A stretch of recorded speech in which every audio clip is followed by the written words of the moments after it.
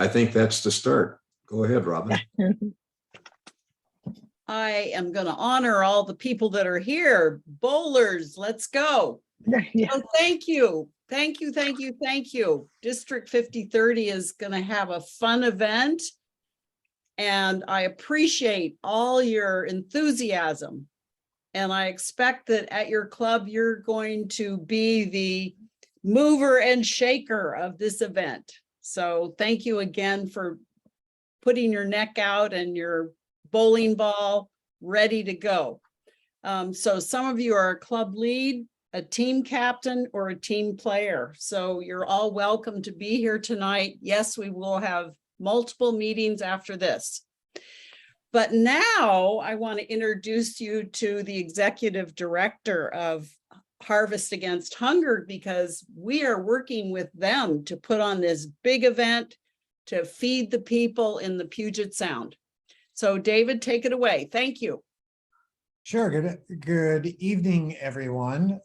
Thanks so much for coming this evening to learn a little bit more about this great project. We were approached by this terrific team that's putting the event together a few months ago, and we're really excited to be participating and partners in this activity. So my job tonight is to talk a little bit about, one, Harvest Against Hunger as an organization and as a program of Rotary District 5030, but also a little bit about what's happening in terms of hunger in our community and food security in our community. So, as an organization, Harvest Against Hunger has been a project of Rotary District 5030 since 1983, which makes us the longest running district project in all of Rotary. It is, by far probably one of the most impactful district projects that Rotary has ever seen. And so our roots run deep in terms of our connections with Rotary. Many of our board members are Rotarians, many of our staff members are Rotarians. And so as an organization, what we really try to think about and what our North Star is in terms of the work that we do on behalf of Rotary in this community is to really think about providing healthy food, and providing healthy food to people in need builds healthier communities. We're going to talk a little bit more about how your communities will be connected and will be benefiting from the hunger strike a little bit later. But for now, really think about, how does providing healthy food build a healthier community where you are? So the pandemic and the past couple of years of the pandemic have, just been really challenging, I think, as an understatement, but really transformed what's happening both in hunger relief that we're doing and the way in which hunger relief occurs in our communities. So if we flash back to the beginning of the pandemic, this was a slide that I would show that would talk about Washington State and the level of need across Washington State from hunger relief organizations. So at the time, our partners at the Washington State Department of Agriculture estimated that there were 1.2 million services provided through hunger relief organizations across Washington State. We've been working to provide fresh produce into the hunger relief communities through partnerships with Northwest Harvest, with Emergency Food Network, Food Lifeline, and a number of other organizations. And we've been doing that for many years. So when the pandemic hit, if everybody can remember back to what happened, our food system basically hit a brick wall. And at the time, what we then saw was within months, the number of people that were needing help from hunger relief organizations doubled. Effectively, it went from 1.2 million to 2+ million people who needed help from others to put food on the table for themselves and their families. So if you think about how deleterious that impact can be on a person's life, trying to figure out how are they going to be able to provide sustenance for themselves, for their children. It was a frightening time for all of us. The challenge for us is now that the pandemic has started to decline somewhat, we are continuing to see these numbers at a very high level. So it may not be 2 million, it may be something closer to 1.9 million, but from what some of the historic numbers are, that's still very high. And that still puts a lot of pressure on the hunger relief and food security community or system here in our communities. The challenges that we're currently facing within the hunger relief system are inflation, the high price of food, the high price of moving food from a donor into one of the hunger relief organizations in a community, real challenges that are faced every day by organizations that are food banks, meal programs, new programs that have spun up through the pandemic that are helping to feed people that are in a point of crisis in their lives across our community. So the challenge right now is to try to find ways to maintain that very high level of service. And that's why the hunger strike and activities like that are helping to support those organizations that are trying to keep up with what has been an increased amount of need in communities across the state. So the other thing that we're seeing, and the thing that I think is probably most concerning to us, is that 1 in 6 children in Washington state are at risk of food insecurity.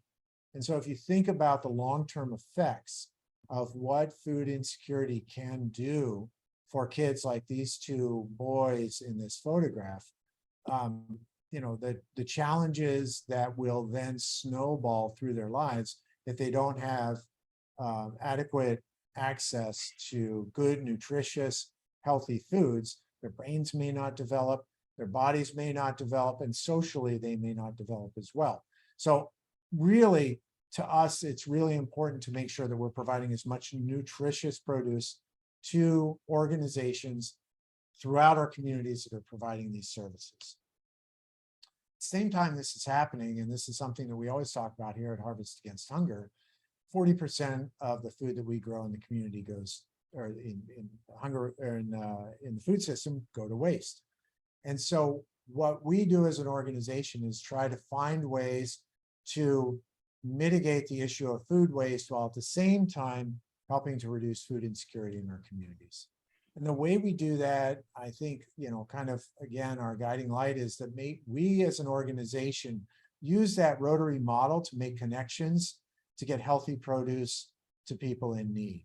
And we do that through our core work. Many of you are very familiar with our core work from the work parties of a few years ago, where we get truckload-sized donations of produce into our hunger relief partners, and then they distribute it out. Through the pandemic, we've also expanded programs like our Harvest Vista program, where we place AmeriCorps Vista at hunger relief organizations to develop programs that are specific to those communities, as well as our expansion of our Farm to Community program, which is helping to connect small-scale growers with hunger relief organizations to actually get contracted purchase produce that otherwise would never come into the hunger relief system into that system, so that the nutrient density of the produce that's coming in is dramatically increased. And it's culturally familiar foods that are really important to those people that turn to hunger relief organizations for help. We also have a capacity building component where we're helping to develop refrigerated capacity at hunger relief organizations, small scale and large scale throughout the state. And then again, true to our Rotary roots, finding ways to connect and collaborate with other organizations to make them successful. So the work of Harvest Against Hunger really is to find ways to help those organizations that are in our communities that are doing hunger relief work to thrive and to provide the best care that they can to people who are going through crisis. I'm going to stop sharing for a second. I think the kind of the one more thing that we'd like to mention tonight is the fact that the proceeds that you're able to raise through the hunger strike, half of those are going to stay in your community and half of those are going to go to Harvest Against Hunger. So half of them are going to go to your local hunger relief organization, whatever that partner is that you want to work with. And then more broadly, half of it's going to come to Harvest Against Hunger to support all the programming activities that we're doing across communities throughout the Puget Sound region to help provide hunger relief for those in need. Thanks very much, Robin and Bill, Awesome. for the opportunity to talk about our work. Okay, Blake, what's up? You know, Bill, David Bobanek, would you show that slide again with those two little kids, the 2 million plus slide? I mean, it's every time I hear David speak, I learn something startling, and I want to immediately, I don't know about you guys, I want to take action. And the crazy thing is right now, my Rotary Club is over at my local food bank, working hard for my food bank, which is supported by Harvest Against Hunger and has been for many years. You know, 1 in 6 kids are hungry in Washington State. I live here in Des Moines, Washington, where we've got $1 billion view just right behind my back. And 1,000 footsteps from where I'm sitting right now, a little kid is hungry. Not just statistically, I know it because I see those kids that are hungry in my neighborhood. And that's just not okay with me. I'm not okay with looking at a couple of little kids like this and hoping that those kids have enough food to eat. Because we've learned in Rotary a long time ago that hope does not cause action. It's action that causes hope. That's good, David. You know, I was in the Zoom room when former Governor Bill McElroy, and I just heard today from a former governor that the most dull speakers in the world are former district governors. But I was conscious when he was having this conversation with us that checked a lot of boxes. We were talking about all of the challenges Rotary clubs and Rotarians face. And it was just at the beginning of this fiscal year, and there's a bunch of them. Rotary is in a position it hasn't quite been in before in a bunch of different ways. But as they say, hope doesn't cause action, action causes hope. And Bill McElroy is a person of action, just as all of us in Rotary are. And so he had this really brilliant idea that checked a lot of boxes. Let's talk about membership, right? There are great clubs that are bucking the trends and doing fantastic things in our district in the way of membership, but there's got to be some kind of an outreach that we can draw in new members. Is there some kind of a galvanizing all-in-one circus tent event that we can grow membership in 2022? What about community? How are communities feeling right now? Absolutely affected by crime, that's for sure. We're facing new challenges, increased hunger, you know, other challenges that are uniquely faced by people here in West Seattle. One of the number one things that addresses crime is, do you know your neighbors? And I'm not going to quote any statistics because I'll get them wrong. And I just heard also that 60% of all statistics are made up on the spot. But I don't think anybody could disagree that knowing who neighbors are and having a sense of community is something that is the step in the right direction, right down the path. What about fellowship? We have certainly, for those people that need to smell the perfume and the cologne, the extroverts, past couple of years have been really hard. I've been so lucky to have Robin Rote in my life on Zoom. She's kept me sane, kept me meeting, kept me involved in Rotary, kept service going, but fellowship is not what it was. And fellowship is the assembling of Rotarians who are willing to set aside anything that they don't quite agree with to collaborate to make something better than what they had before. Fellowship, we needed that. How about service? I need service. I need to physically go to that food bank to stuff something into a bag to help me with my own personal guilt issues. But service is such a therapeutic thing, and we just need an opportunity at service. How about our district? We're right now, if you didn't know this, we number 55 clubs when you count Rotaractors. 55 clubs in our district, a district that was once home to the largest club in the world, and it's also home to the oldest Rotary project. 1983 is when Harvest Against Hunger got its formal start, almost 4 decades ago. We have an opportunity to be of service to something that we as Rotarians are stewards of, stewards in this district. This is something we really ought to care about. How about raise funds? You know, in the face of all that we couldn't get together for egg salad on Tuesdays for the past couple of years, but that didn't mean that the needs went anywhere. Those hungry kids are still hungry, and we need to help them. Hope doesn't cause action. Action causes hope. And you guys are all action takers. That's why we're here on the call tonight, or you're watching this video. We need to raise funds. And then how about this? Raise awareness for this fantastic organization. I'm so happy that there are people like David out there who are doing these sort of things. And by the way, in my short tenure here in this area, I've watched Harvest Against Hunger export their playbook to other organizations. They also export their playbook, their winning successful playbook, and food and produce to almost every single, I think every single food bank that is served by one of the Rotary clubs in our district. This was a light bulb moment, this hunger strike that Bill McElroy had just a few months ago.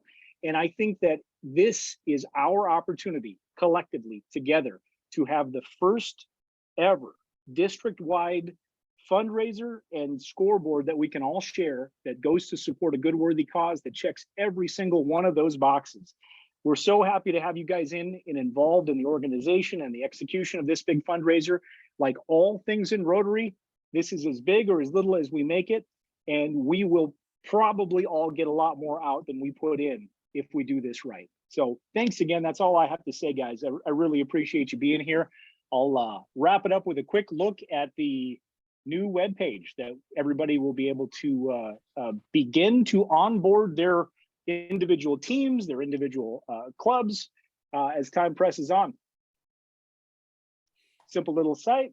There's the logo. If anybody needs this logo for any internal club communication or anything that you're going to be doing, let us know.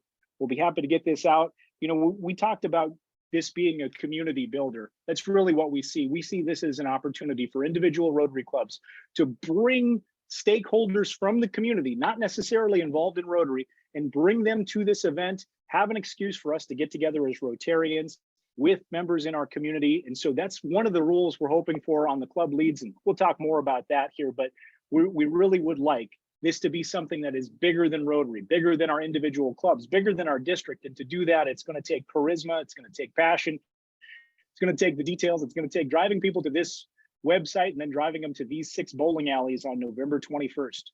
So that's just a little bit of what I wanted to show you. I'll hand things off over here to Chris Nokia he's a Rotarian at the Vashon Rotary Club, but he's also the CEO of a great organization, a great company that is built around Rotary philosophies called Our Mayberry, and they're going to be handling the heavy lift on the donations. Chris. Hey, before we go on, can I ask a question? What is the website can you give us a web address for that website? I'll give you the address, although it won't be ready until tomorrow about this time. However, we'll be getting you all of the individual links tonight. So if you wanted to onboard your teams, we'll have that coming to you via email this evening. But at the end of the day, the overall URL that we'll be pointing everybody to is rotaryhungerstrike.org. Again, that's rotaryhungerstrike.org. Right now, it's just a little simple sign up form that everybody went through, but by tomorrow, we'll have it all connected to what Chris is going to show you. Thanks, Blake. That was very inspiring, and I appreciate the promotion. I'm actually the CTO of the company. For those who don't know me, my name's Chris Nokia. I'm the CTO and co-founder of Our Mayberry. Let me go ahead and start sharing some things with you. So Our Mayberry is an online website, a platform that charities use to raise money. We have a number of tools that people use to do that. We've been fairly successful since our launch in 2020.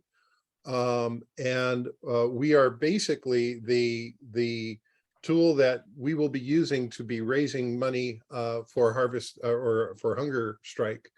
And what I want to do here is I'm going to first just show you how we're going to, what tool we're going to use. We're using something called Teams, and it's team fundraising. And if you haven't been part of a team fundraiser, it's actually a lot of fun.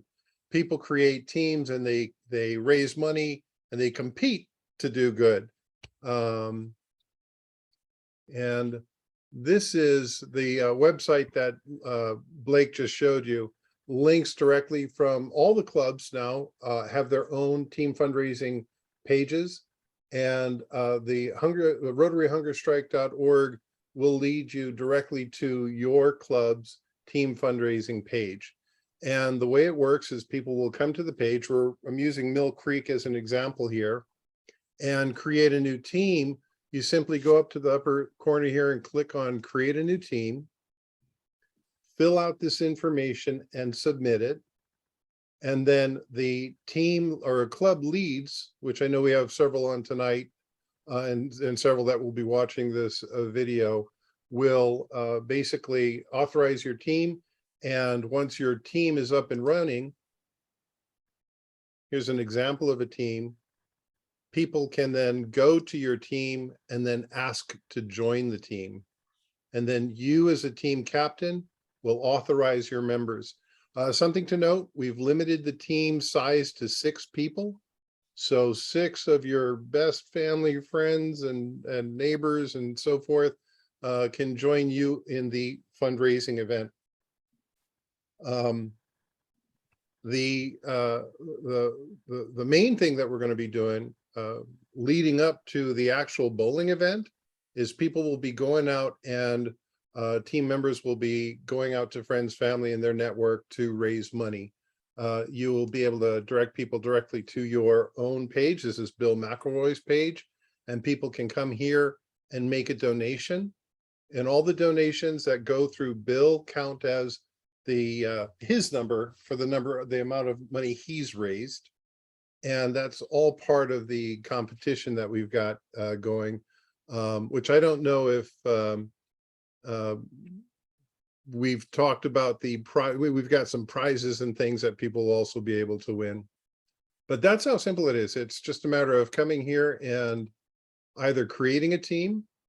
So for those of you who want to be team captains, you simply have to click on this at your club page, create the team, and then you can let people know that they can join your team. And once you become a team member, your team members have tools to go out there and lead people to this page to make a donation under their name. We also have some other tools that you have, like you can add your own updates for people to follow how you're doing as you're on your quest to raise money for hunger strike and Harvest Against Hunger. Okay. Wow. And for team leads, maybe should I jump into that now, Robin? And Yes, start just speaking? briefly, yes. So not team leads, but club leads. So club leads are the people at your club that will be the administrators for your fundraiser. They're going to be able to authorize new teams.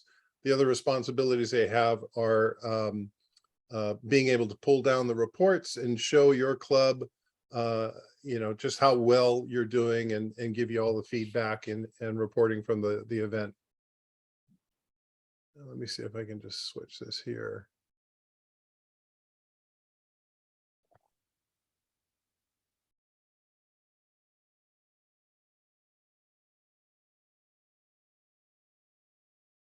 Here's our little team fundraiser. So the way that the club leads will get signed up, a number of you have already registered on the form. So those of you who have registered on the form will be receiving emails from us letting you what to do as far as next steps. For those of you who have not yet signed up on the form, it's really easy to become a lead for your club. The first thing you're going to need to do is go to ourmayberry.com and register, create a basic account. Now, once you have your basic account, the next thing you need to do is send an email to support@ourmayberry.com. And in the subject, you just want to say club lead. That just lets us know that you've signed up on Our Mayberry and that you are planning to be a club lead. We'll follow up by sending you an email with all the information as far as what you need to get signed up, what you need to do as far as getting access to the admin part of that. And you should be up and running literally within a day. The one thing I did mention is that this is not only meant to do good and raise money for such a great cause, but we want this to be fun. We've got a big event coming up in November 21st. We've got a lot of things and great surprises we're going to be sort of throwing in there and introducing as we go along. And one of the things, let me get to the next slide. One of the things I wanted to mention that as part of this fun and this event is your teams will have and members will have the chance to win one of 3 Hawaiian vacations based on the money you raised either through just going out and asking for donations and some of the other great fun things that we're going to have during this competition. Great, sounds good. Okay, let's see. Are there some questions? We are in the beginning phase, but we are really ramping up, as Chris said, and Blake. So, I would offer, Robin, that, and Chris alluded to it, on the day of November 21st, this is something where, we're envisioning what that day will look like at these lanes. And what we want it to be is just one big Rotary party that's welcoming everybody. We're absolutely going to have Harvest Against Hunger staff and booth and information there on hand. We're going to have different people, different teams, different clubs rolling in. We'll probably have about 5 or 6 clubs per lane showing up that day, along with other people from that nearby geographic community will be bowling at that particular spot. But imagine a day that just starts sometime around 2 o'clock and goes on through the afternoon, and you would be very welcome to sit there and enjoy the entire fun day all day long, or you just show up and bowl and have your picture taken and maybe win a trip to Hawaii. So there is much, much more to come in the way of fun on November 21st. I think what I'd like to do, go ahead, Ellen. Elaine, Elaine. I've had several questions about how do we know what time we're going to be bowling? We are working professionals, all right? I'm trying to get groups in my club to put together friends from their company or something. How can I tell them what that schedule is going to? Blake, go ahead. Yeah, so as we draw a little closer, we've got a good, and I appreciate you thinking about that, because we're going to have every one of these questions asked to us 50 different ways.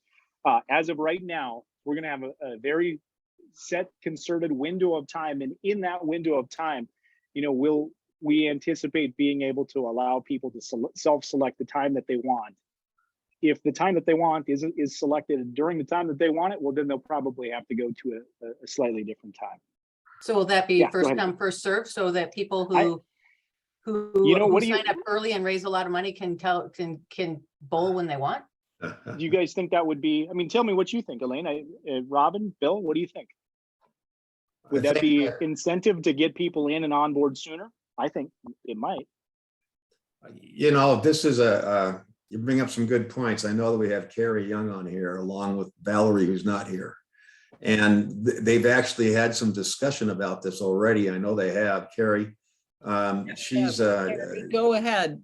Go ahead, Carrie. What are your thoughts? So yeah, my thoughts on this are we're going to put together a schedule grid, and I will either email or call the team lead for each team and tell you, here's the time I've given you. Does it work? Yes, no, and we'll work out an hour slot for you to actually bowl. But you're welcome to hang out and drink beer and cheer on, or maybe jeer on other teams. But we will definitely be scheduling everybody, but it'll be person to person. I'll call you or your team lead, and we'll set it up that way. Okay. I think one of the things is what to expect as we move forward at this time. The website will be live within probably 24 hours. You can go ahead and on that website, you'll see where to go. You can find your team. You can just click on your club at that time.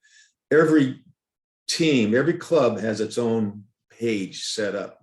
I'll just share the screen quickly and share this spreadsheet with you, and you can actually see the number of all the clubs have individual pages. Now, what to expect in the future, that you'll have it also on the website, but also Valerie, who's part of the team, she'll be reaching out to everybody with the clubs and the club leads and sharing that personal information and lead to you at that time. So you'll be, this is kind of a hands-on type of an approach, but once you get into our Mayberry, when you sign up and register there, then you'll have control. You'll be able to do things with that page. As we move forward, we expect to have a meeting in 2 weeks, a Zoom meeting. This is where the fun starts to have. So the first part, let's get the teams up. The second part is start having some fun, because we're going to be talking about how to go ahead and do some sponsors for your own club, and also some of the prizes and some of the things that are going on, and some of the promotions that you can do and help promote your pages. One thing that hasn't been talked about, that is that your club can have its own sponsors on its own pages, and the club receives 100% of the proceeds, which is kind of a neat deal. So in other words, if John Doe Insurance Company from Mill Creek wants to go ahead and put in $250, we can put the logo right on your individual club page that you have, and your team pages, and the club keeps the money. That's kind of a neat deal, because it's not even foundation money, it's club money, because the business is spending advertising, so the club can do with it whatever they want to do. That's kind of a neat little deal, because your club, small clubs especially, could raise a couple $1,000s just on small sponsorships. Your club can go ahead, and if you want to go ahead and spend the money on the food bank, that's fine. One thing that we will be coordinating with you, with all the clubs, is to find out what clubs that you want half the proceeds going to. If your club raises, let's say, $10,000, you're going to receive probably $4,800, $500. Remember, there's a little a credit card fee. So why don't we just say $5,000 to the food bank of your choice? If you want it all going to Harvest Against Hunger, Dave would be thrilled. If you wanted to give it to your local food bank, fantastic. It's a way to go ahead and help the food banks out. You can select teams. You can go ahead and have team members that aren't Rotarians. Remember, Blake talked about the membership capability. My team is made up of my grandson, my daughter, and my 2 grandkids, and my wife, of course. So, and there's 6 of us. So that's the thing that we're raising money for, and it's for the Mill Creek Food Bank. So keep that in mind when you talk about teams, that you can do some things. We're here to help. Go ahead. Do you have a question? Feel free, Elaine. Yeah, so Bill, you mentioned that the sponsorship, like if, Joe Insurance sponsors you for $250, Yep. that goes to the club itself and not to the, Right. to a food bank, but we can choose to give it to a food bank. So that would be something that I would need to talk with my club president about. Is that what you're thinking?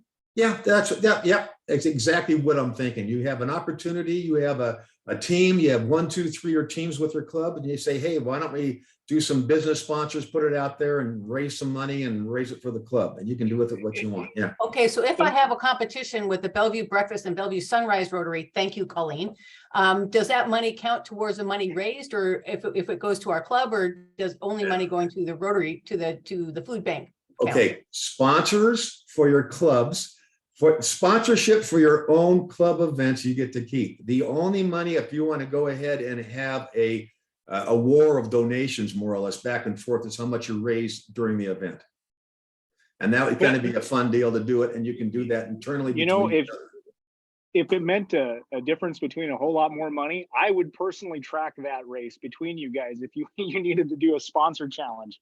But that's the thinking was in the sponsors. If a club, for some reason, their main passion project isn't a food bank or it isn't Harvest Against Hunger, they can still, as many clubs, just use sponsorship or the excuse for sponsorship as their key fundraiser. If that's what a club wanted to do with this sponsorship and Hunger Strike, they'd be welcome to do that. Yep. So Chris, the number one thing to do is sign up with our Mayberry. Yep. Yeah. Everyone sign up with our Mayberry. That's the number one thing to for do. the leads. For the leads, go Yes. ahead and sign up. Yes. So we can hand over control of your fundraiser for your club to you to have access to all that information. And they will get an email from you. They'll get an email from me, right? Once you sign up, remember to email support, and we'll try and get a note out there and notice to everyone in the clubs, just to remind you, hey, send an email to support, letting us know that you are the club lead for your club, and we're going to give you specific access, per your email address. Okay.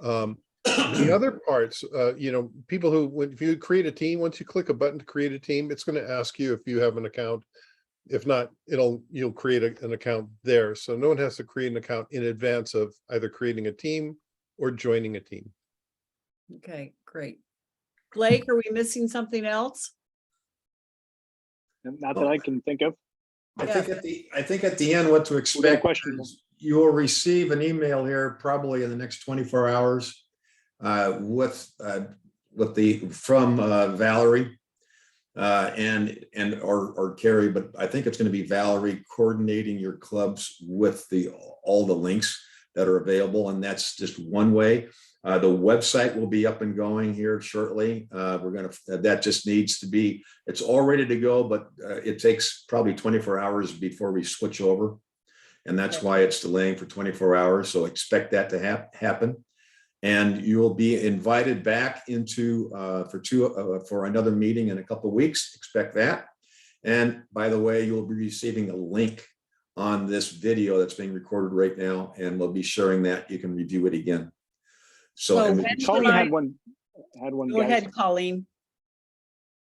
So let me understand. We can create multiple teams within our club, correct? Correct.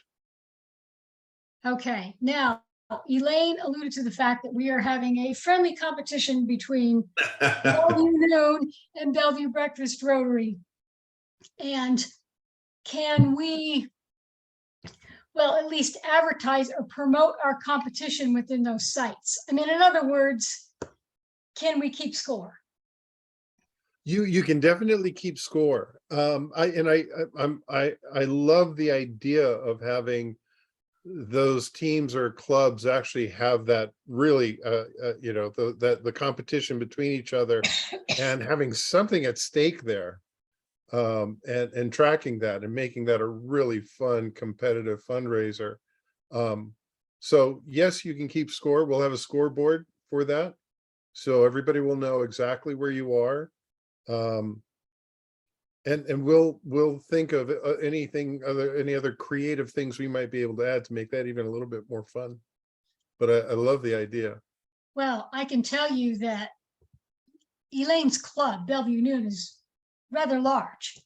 And in fact, they have more members than the other 3 Bellevue Rotary clubs, one of which, I'm a part of.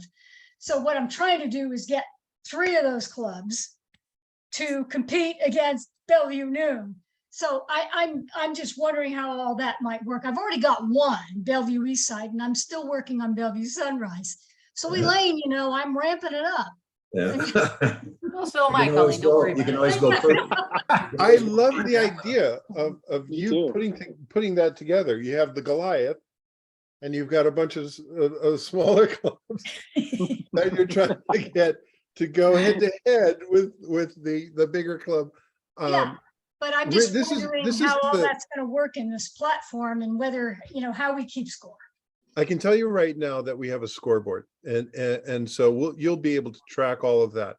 But one of my jobs is to work with people, get feedback, and think of things that are enhance the experience, or provide more tools or whatever to make people more successful. And with what you just said, it just inspires me to sort of look at how can we make it more noticeable as far as this competition you're putting together between these 3 clubs and this club. And so let me think about that. Again, we'll have a scoreboard, but I love what was it?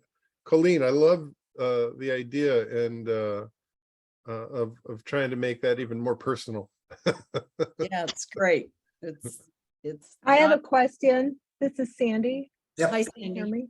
Hi. Okay, so I'm writing all the notes down, and I know our meeting is Thursday morning, and I want to present this. I just got it in my head is, how does the bowling, we're all going to be bowling on the 21st, but and we're going to be raising money for a team, but I guess what does the bowling have to do? I mean, is that just to get together, a community thing for an hour? Guys, Can I mention Go those for it. three? Maybe even bring up that slide or talk about the three Sure. things that we were talking about? That makes sense?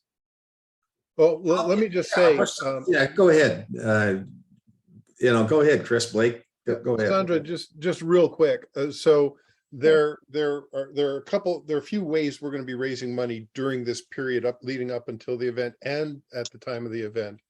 One is leading up to the event.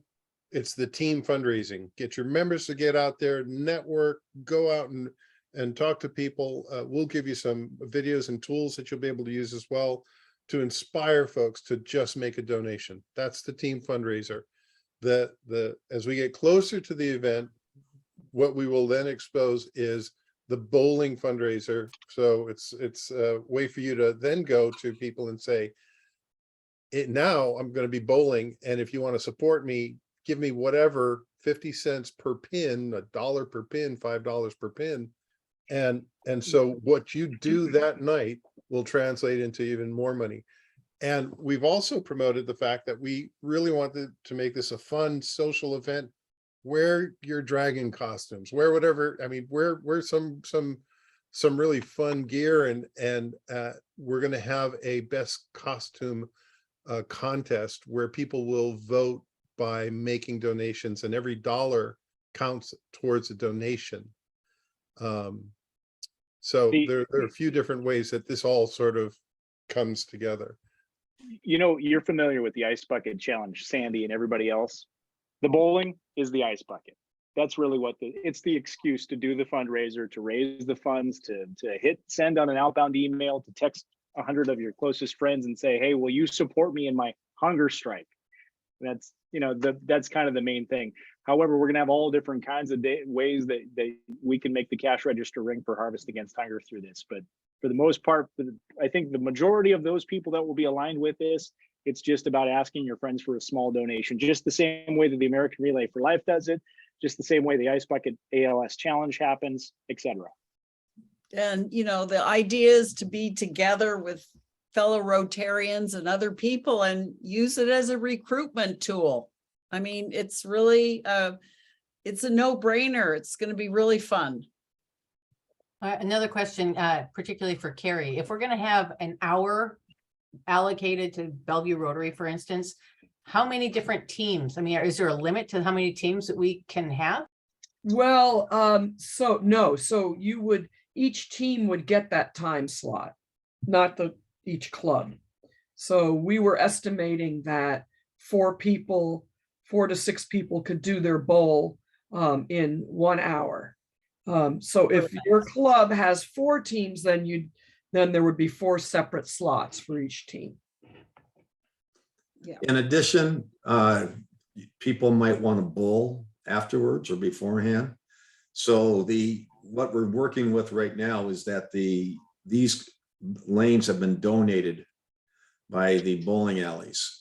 And so if you want to bowl an extra hour or whatever, I'm sure the bowling alleys would be more than happy to go ahead and rent a lane. We've been told, yes, feel free to rent a lane. So you can go ahead and bowl a little bit longer if you want. That's not part of the deal.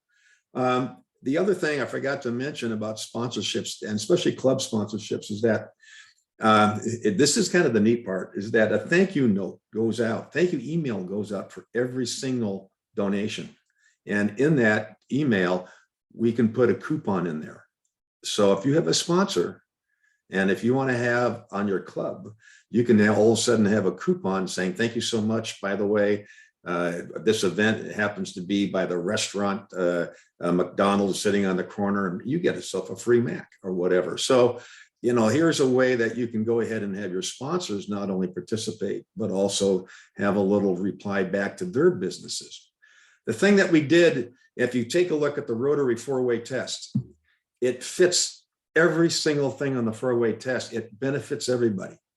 This thing benefits everybody we touch. It benefits the club, it benefits the sponsors, it benefits the food banks, and people have fun. It develops good fellowship. And I go, and this is where it's hitting all the buttons, and we're excited about it. And I just can't, this is, as Carrie would say, this happens to be our, we're kind of proving it right now. This is our, what do you call it, Carrie? It's a Proof of concept. proof of concept. We're actually proof of concept. This is going to be a success. If it works out properly, we're going to probably raise with the teams we have already signed up. We could raise, if everybody raised 2,000 per team, it's going to be 100 grand, $100,000.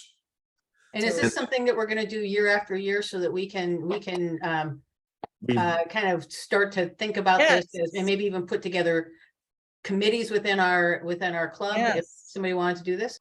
Oh, I love you. Way Great you're idea. Boy, that would be our, like, that is our dream, is that this is an annual event that's just sustaining and the source of revenue that goes to Harvest Against Hunger, and it's more automatic next year than it was this year. That'd be awesome. Yeah. Yeah.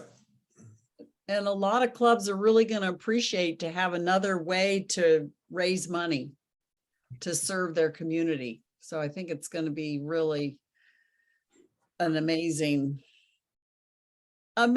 fun thing to do. Yay.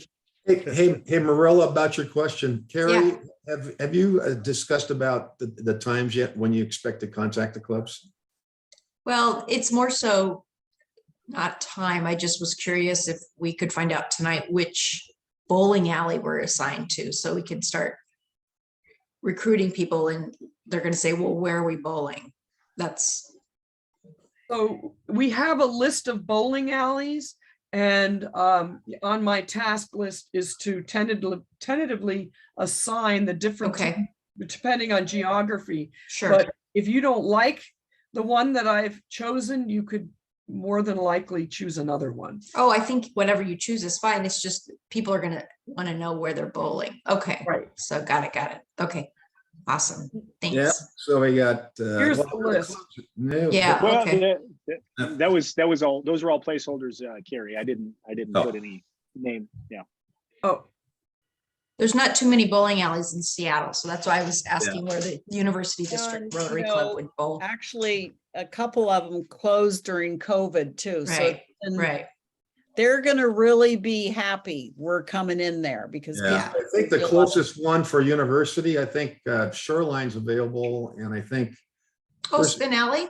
Okay. Spin Yeah, Alley. Spin Alley, I Yay, believe we is love the Spin closest. Alley. Okay. Yeah, there we go. Yeah, so Shoreline, there's the one up by Mill Creek is the big one on 164th. I think there's, Robin, why don't you just tell us the bowling alleys quickly? Yeah, Kent Bowl, Lucky Strike in Bellevue, Roxbury in West Seattle, Tukwila, Bolero Linwood, and then Spin Alley.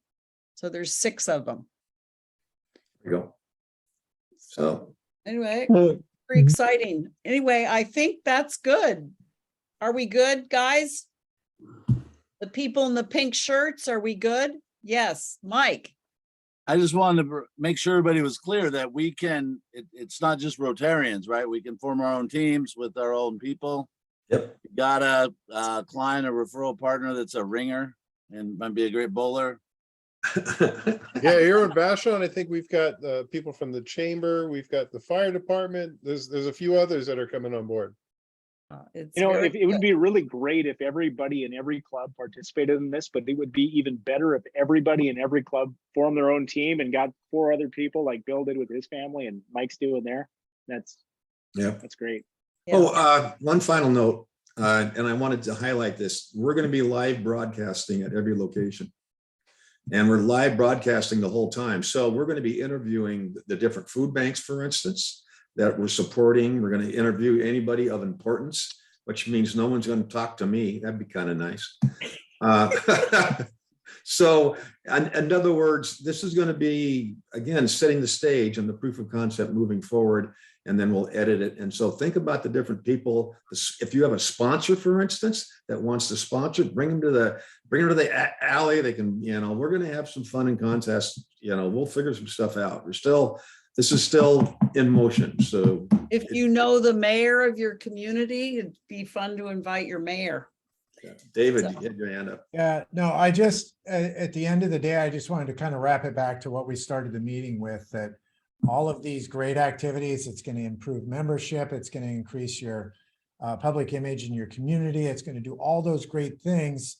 But at the end of the day, the money that we're raising is going to really make a difference in people's lives that are coming into hunger relief organizations. And so thank you all so much for participating and being a part of this and caring about people in your community.